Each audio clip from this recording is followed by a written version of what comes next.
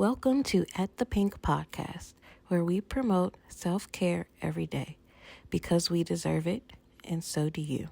Join us every Sunday as we deep dive into ways we can all practice self-care every day.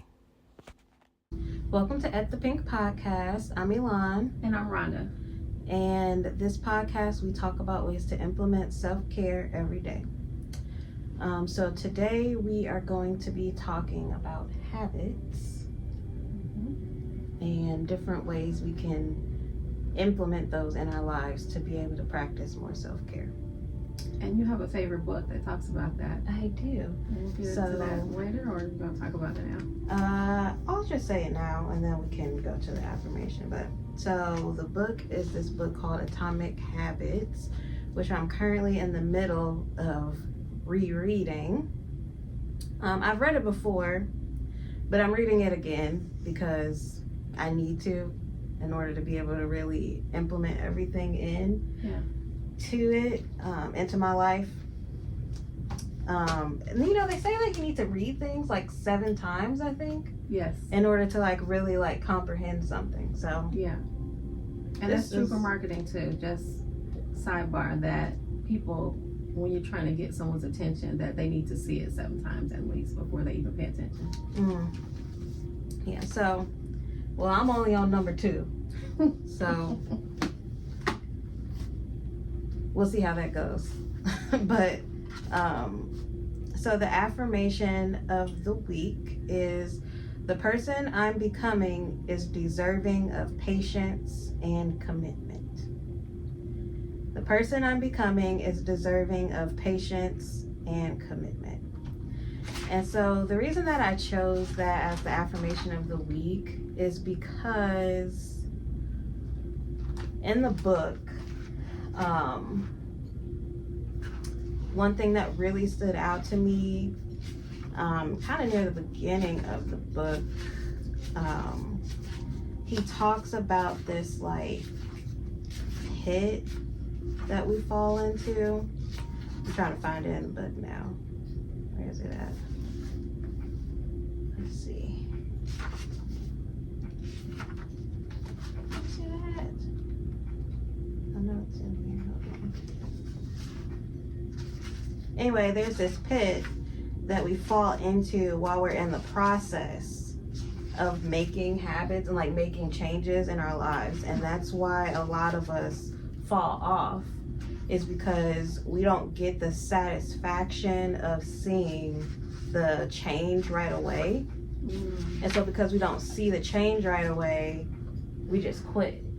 But you have to have patience with yourself, and you have to be committed to making those changes and implementing systems in your life to actually get to the point where you see the change. Okay. And so you have a goal in mind, which is your future self, but you're never going to become that future self if you don't have the patience and the commitment to stick with it. Okay. So that's why that's our affirmation of the week. And so here he calls it the Valley of Disappointment. That's what he calls it. And I'll try to put something on for people who are watching so that you can see what the chart actually looks like. But basically it says so you have your regular chart or whatever, right? And we expect it as soon as we start seeing improvement. So we expect it to go in a straight line like this, right? But what really happens is it's more of a curve, a slow incline, and then we finally start to see improvement after we reach our breaking point. And then on this curve area right here, which is in between what we think should happen and what actually happens, that's what he calls the Valley of Disappointment. And so that's where we're doing what we know we should be doing, but because we haven't actually started to see the change, we get stuck there. Yeah. And then it's not working, and then we just get frustrated and we're just never mind, quit it, I'm just gonna go back to all my bad habits. Okay. Makes sense. So yeah. So I got some favorite parts in the book. Okay. So one of my favorite parts is when he talked about Shonda Rhimes. Have you read that part yet? Mm-hmm. And he talked about how her 3 shows, they put them together on purpose, and that they also built a strategy around that, which was your wine and your popcorn. And like, thank God it's Thursdays, get your wine and your popcorn and, you know, sit down, relax with Shonda Rhimes and her shows, Grey's Anatomy, How to Get Away with Murder. Yeah, and Scandal. Yeah. So I have never been a Shonda Rhimes fan, but that's primarily because I wasn't really watching TV back then. Mm-hmm. So I don't really know a lot about any of those shows. I think I may have seen each one of them maybe once. But I just found it interesting that that was a whole marketing strategy. I mean, it makes perfect sense. Mm-hmm. Because I think, especially for it being on a Thursday, I think that was also strategic because there's a lot of people that do 4-day weeks, and Thursday is the end of their work week. Yeah. Because if you notice, if you like live around or travel around bars, Thursday night is the packed night. Thirsty Thursday. Yeah. So I just found that to be an incredible strategy. And then the other thing was when he talked about Laszlo's children and him teaching them chess. Mm-hmm. That was one of my favorite parts because it reminded me of Venus and Serena. Mm-hmm. And if you haven't seen the movie King Richard, you should see it because it's very, very similar. And I wonder if he had heard of the strategy of Laszlo and that's what made him do that. They didn't mention it, but I wonder because that's what he did. He just, you know, he had it all written out and planned out exactly what he was going to do, just like Laszlo did. And so he followed the plan and he stuck with the plan. Mm-hmm. And you see the results that they both got with their children. So I just find it fascinating, and it speaks exactly what you said. If you just keep going and work through it and don't worry about what it looks like, but just stay focused, then you'll get to that other side. Yeah. And I understand that with habits, for me, because I go in and out of habits too, but what I noticed, especially while I was rereading the book and just really thinking about today's episode, was that it's correct, and that consistency just makes you feel better. Mm-hmm. When I'm doing something consistently, it's just, you just feel the energy shifts in an upward pattern. Mm-hmm. Okay, and if you can do it long enough, the longer you do it, the better you feel. Yeah. Yeah, I would definitely agree. So I think that for me, one of my favorite things that he talked about was that goals aren't the issue. Like, everybody has goals, right? Mm-hmm. And so, but the problem is, it's not you, it's just your system. And so I think that it helps put it in a different perspective, because a lot of times people blame themselves and they just kind of equate that to, I'll never be able to Mm-hmm. reach this goal, right? Yeah. But it's really, it's like, it's not that you're incapable of reaching the goal. It's that you don't have the right systems in place Mm-hmm. to help you reach your goals. And so I really like the fact that he talks about like implementing the systems, and I like the way he shifts it from being goal based to more like identity based, right?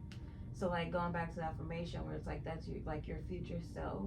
So you have to think of it from the perspective of, what does the future you do? What is the healthier version of you do if you're trying to be healthier or more in shape?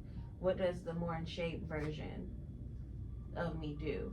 And like he mentions in the book, there is this, he has a friend who she lost weight because before she would make a decision, she would say, what would a healthy person do? Mm-hmm. And that helped her to make better decisions based off of her shifting her identity to a healthy person versus a goal of just wanting to be more healthy. Yeah. You know what I mean? Yeah. And so I really that's one of the things that I'm definitely going to be trying to like work on more, is like completely shifting my identity to what I want to be versus just having just a goal. Because once it's your identity, then it makes it easier to have systems in place to help you reach your goals. And then also sitting down and writing out something to help you. So he said that, like, I can't remember exactly what he called it, but it was something along the lines of like things to help you trigger your better habits, right? And it was like having a time and a place for everything. So like if you're writing your goal down, if you say, I'm gonna do this at this time at this place, it gives you direction in your whatever you're going to be doing, which makes it easier for you to do it instead of just being like, oh, I'm going to work out. Yeah.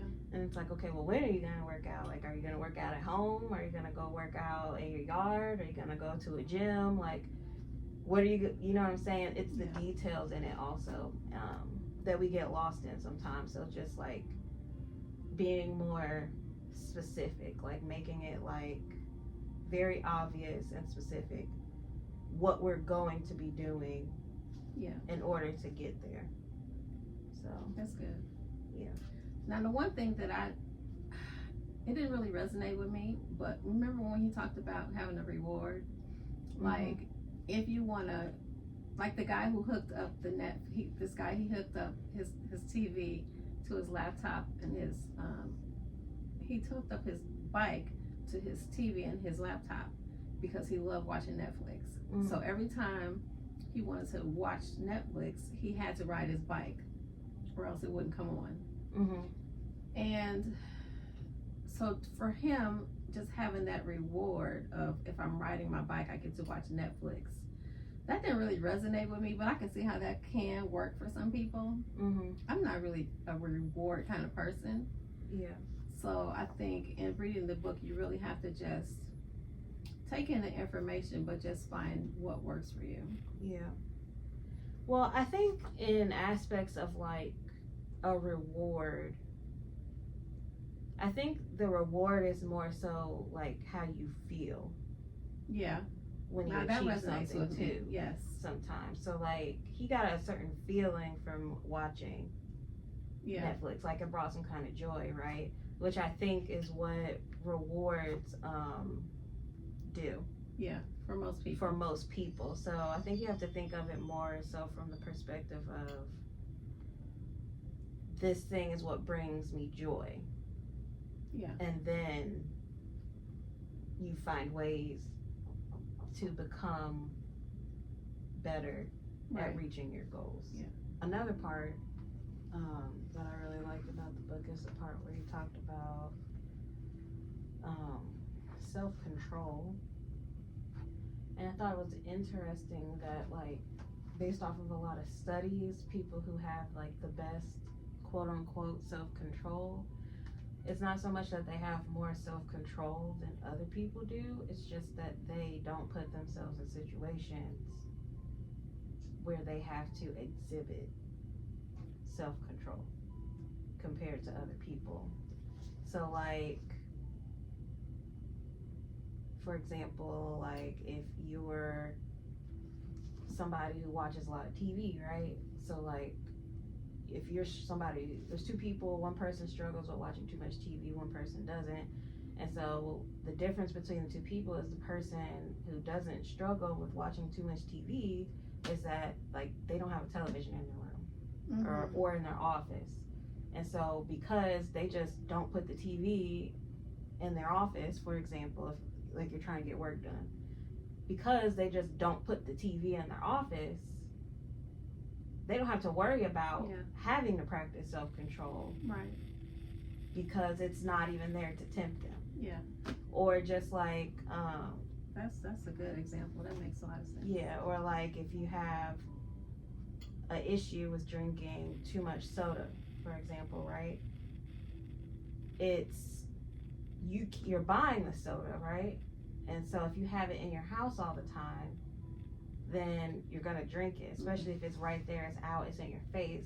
But if you put the water in place of the soda, the water is what's in front of you. Right. And so by eliminating the issue and the temptation, then you just like you automatically get better. Yeah. By just avoiding the situation completely. Yeah. Instead of having to like practice self-control all the time, like having a plate of cookies in front of you. You know what I mean? It's like if you have a plate of cookies, you're gonna get a cookie. Right. And then if you get one cookie, you're probably gonna get more than one cookie. Yes.